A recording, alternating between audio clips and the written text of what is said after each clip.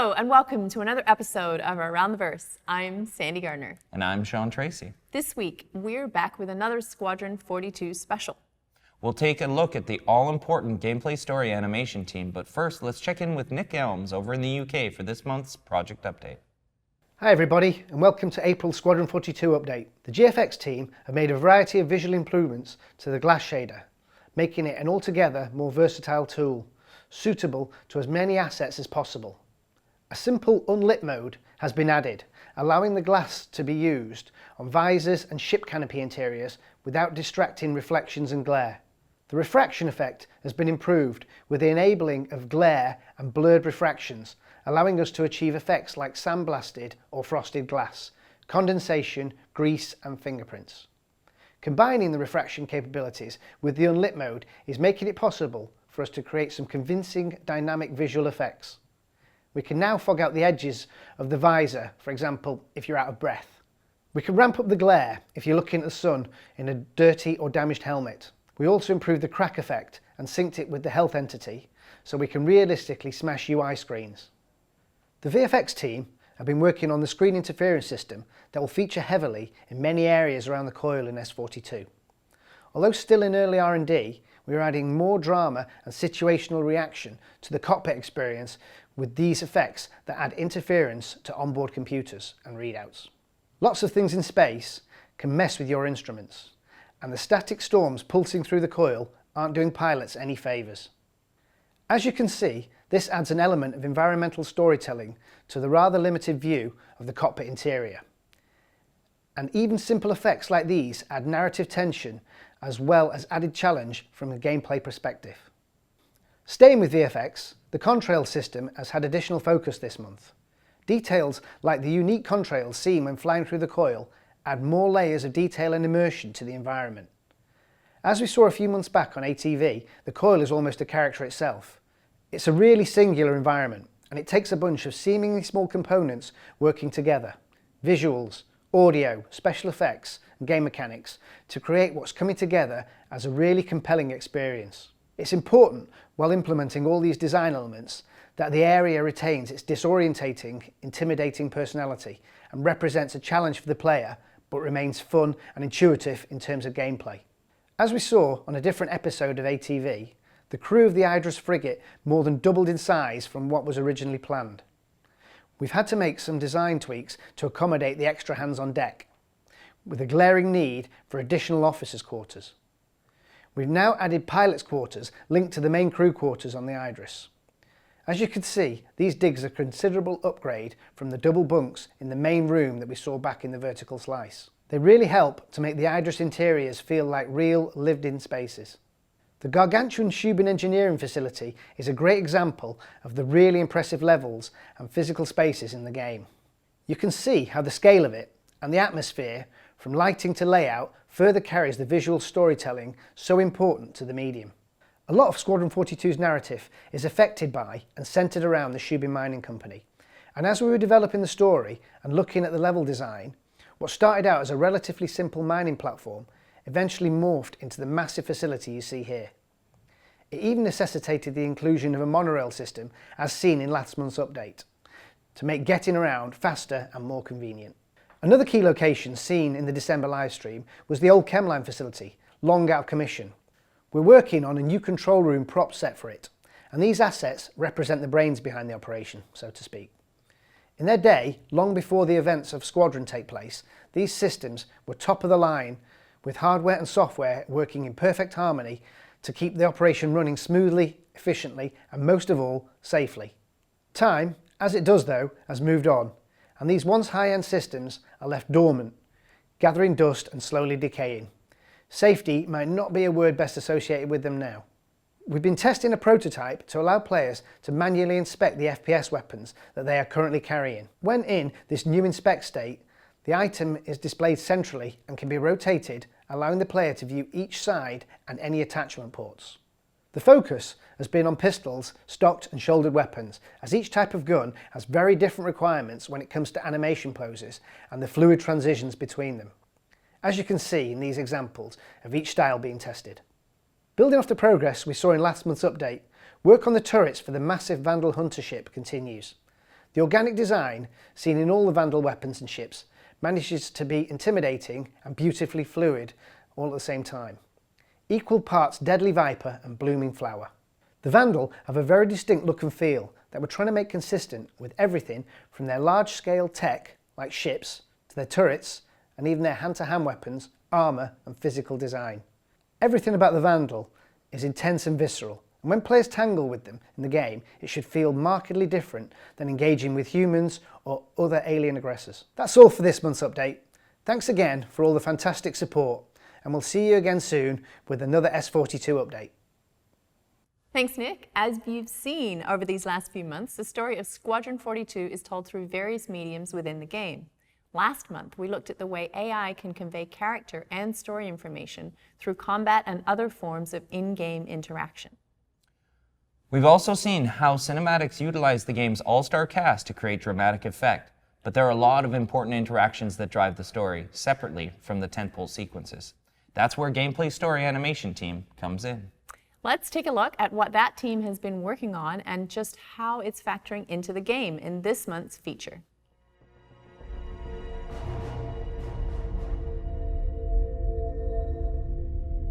In Squadron 42, the story is quite vast and very deep. And to be able to handle this properly, we've actually taken the story itself and broke it into two different production teams. The first is cinematics, and they are primarily concerned with things such as the through line of the story, the major plot points that take you from the beginning of the game through towards the end of the game.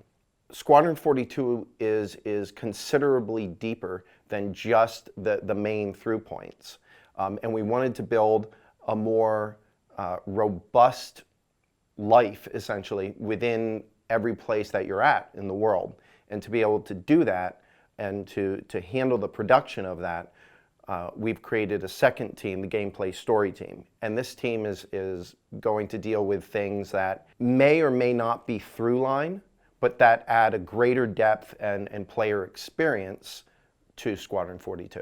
Yeah, gameplay story is different to cinematics in that there's often like a more interactive element. There might be an element of player choice or something else, like interacting with a cupboard door or something like that. Something that needs to happen in the world that means it's got an interactive gameplay element. It's something in between where it has an element of storytelling and cinematics to it, but it also has elements of gameplay mechanics. In Squadron 42, the characters that you meet along the way that are on your battleship or in different locales, they all have their own lives. And you can interact with them and they will respond back to you or have conversations with you depending upon who they are and what their relationship is with you. This allows us to add a greater depth to the experience of Squadron 42.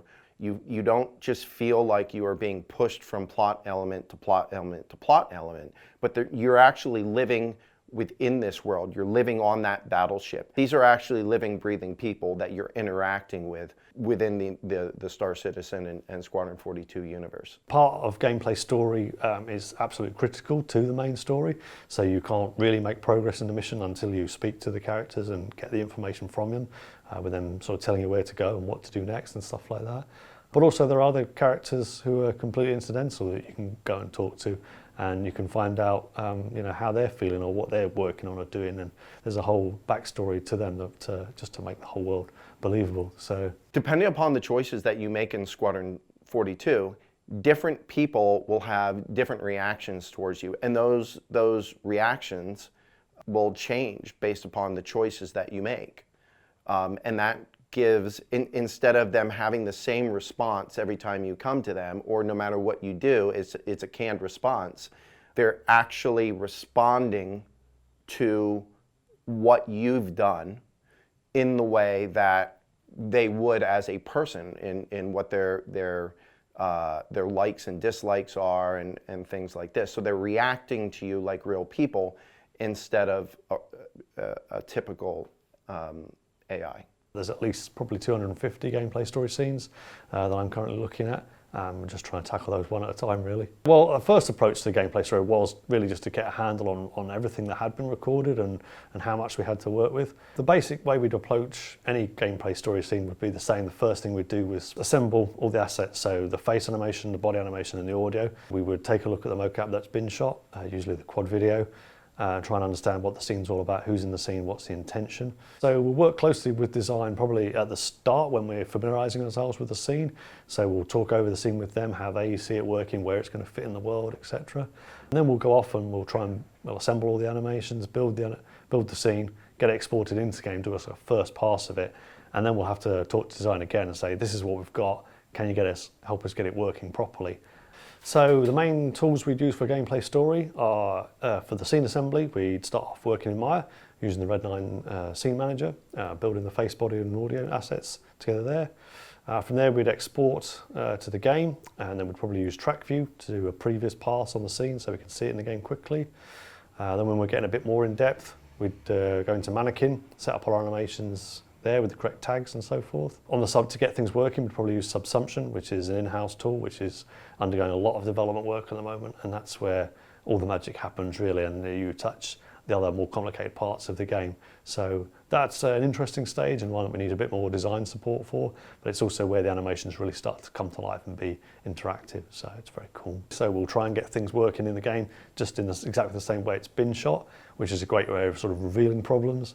And then I'll usually just try and solve them just one at a time. Okay, let's start with the biggest thing. What looks worst about this scene? Okay, let's fix that, and let's move on to the next one, and the next one, and the next one. And so hopefully you're arguing about very, very sort of small details. And if there is anything that we don't currently have the tech for, then you're going to call that out and ask for help from other departments to bring them involved, get them involved and help you solve something that maybe hasn't been solved in the game before. Our first step would be to get the face, body and audio animations working in-game. That's reasonably straightforward. Once we have that, we can see what's been captured in-game, we can then decide how we're going to tackle the more complicated problems, sort of one at a time really. So the first steps are easy enough. After that, it gets a little more complicated. The motion capture doesn't always match up perfectly. Sometimes a performance has been pieced together, two different takes of mocap. So quite often some of the animation work we'll do will be to sort of blend over those little cuts in the mocap. Sometimes we need to capture a new idle to go in place for when the player's taken their time to make a choice, so we might even need to do some fresh mocap for that. Yeah, usually it takes a lot of work to get it from just the initial capture stage into something that's fully working in game and every aspect and every branch working correctly. Another challenge that gameplay story needs to deal with is because we have these scenes that happen, they may have 1, 2, 3, 4 or more characters playing all at once. Those characters are not playing through just a linear editor. Those they have lives before this scene and they have lives after this scene. And the challenge with that team is to be able to work with the performance capture and create transitions and the technical ins and outs for these scenes so that characters, when they're running under AI code, can make their way to the scene properly. We can perform the experience and then they can exit to wherever it is that they need to go. So once we've got a gameplay story scene in-game initially, we're then going to try and push that and get that to our final quality stage. So in doing so, we'll have a lot of different things to solve along the way. We might have to add the same sort of start and end poses to make sure animations work together, add an idle, maybe bring in some new mocap, maybe make sure the facial animation's working correctly, add in any player choice, implement the scene branches, in a voice for the player. If there's a look at, if the player needs to look at somebody or the character, need to add that in. And then sometimes transitioning to and from an AI character as well. So there's a lot of different things you have to solve one at a time, and we just start with the biggest problem and solve that, move on to the next. And eventually when you can't see more problems, then you know you're more or less done. I think a really important point within Squadron 42 and Star Citizen and overall in animation on this game is we try not to focus on the word AI, even though in the reality of it, it is a AI or it is AI code. What we're trying to achieve is that this is a living, breathing world. It's a living, breathing universe, and everybody who is in it has their own likes, their own dislikes, they have their own backstories. Even characters that you may fight against, instead of treating them like just a random guy on the screen, that person got there somehow, and they have some sort of goal, and that helps us to drive how those characters react, whether it is in a combat space or in a space like the gameplay story, adding far more depth to the gameplay experience. I've worked in animation for a long time, so for me, animation is the light that that lights up the game. It's the most important thing for me. So yeah, I'm really keen on animation. I think it's if you look at something for the first time, the way it moves is probably the thing you'll see first. So I think it's hugely important. So I'm really enjoying working on the gameplay story, and I want to bring these scenes that have been captured into the game and bring that life into the ship, so that you're not just walking around an empty spacecraft, that there's real people there with real stories and interesting things going on the whole time. So yeah, no two gameplay story scenes are really the same. We have a massive range from simple little quick one-liners that are said during combat, up to full scenes and multiple characters, up to sort of 12 characters filling a room at a time with very dramatic things going on. And then we have everything in between. A lot of scenes will be just sort of 2 or 3 characters, talking or doing or something or working on something. So, I'm still discovering as I go through different aspects to gameplay story. So there's a lot of variety in there, and it's very interesting.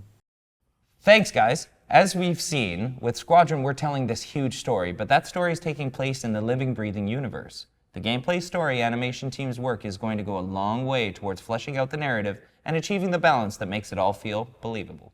We'll have even more on Squadron 42's development next month, and you can still head to the Squadron 42 section of our website to sign up for our dedicated monthly newsletter, which includes recaps of the updates and features seen here on ATV, as well as further insights about the game and info about special events and promotions as development continues. That's a lot of stuff. I know. In Star Citizen news, the devs continue to fix bugs and make improvements to Alpha 3.1, testing and releasing patches regularly. Meanwhile, work continues on the features planned for 3.2, and some teams look ahead to future releases, continuing development on Hurston and its moons, among other content. You can always follow along with PU development via our public roadmap, always available on the RSI website, and we'll continue to bring you project updates here on ATV in the weeks to come. That's a lot of stuff too. That's a lot. If you or your friends still haven't had a chance to get into the PU, we have starter packages available to pledge for at a discounted rate. Check out our latest concept ship, the innovative and stylish 100i from Origin Jumpworks. And if Anvil Aerospace is a little more your style, there are still a few days left to grab an official Hornet t-shirt for 20% off the regular price. We're also teaming up once again with Intel to showcase Star Citizen through the power of the latest Optane and Core i9 technology. Over the next few weeks, we have screenshot contests going on with a chance to win an Intel Optane 900p solid-state drive. So make sure you check Spectrum for all the details. In Citizencon news, we're excited to announce that we will be celebrating with you on October 10th at the Long Center in Austin, Texas. For more details, including ticketing information, check out the official Citizencon link. You can access it via the handy link we provided in the video in the description below. Cool. It will be nice to have Citizencon back in Austin, where it Yeah. all began. And that's all for us this week. Tune in to Reverse the Verse live on Twitch tomorrow for a monthly subscriber town hall episode where Steve Bender and myself will follow up on some of the things you saw in today's feature. And remember to check out this week's new episode of Bug Smashers and Calling All Devs. Thanks as always to our subscribers for sponsoring the shows. And thank you to all our backers for supporting the development of Squadron 42 and Star Citizen. Until next time, we will see you around the verse.